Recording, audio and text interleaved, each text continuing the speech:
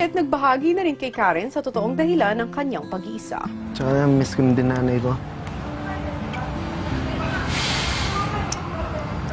Hello, kapiyak.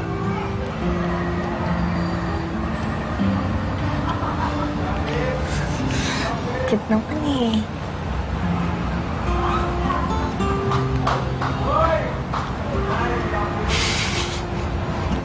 Halika nga dito.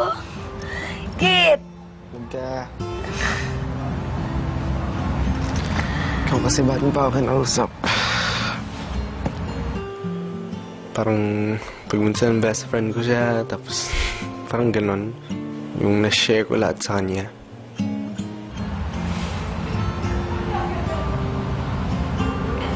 Super, miss mo ng mami mo.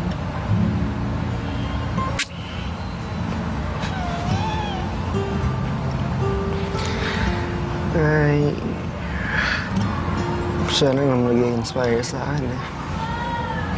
Sandali lang.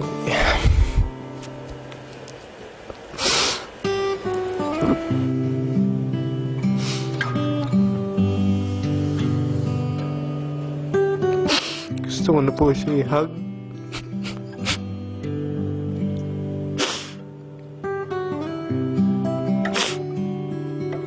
Ano ba yung pinaka-namimiss mo sa kanya ngayon? Siya po. Lahat.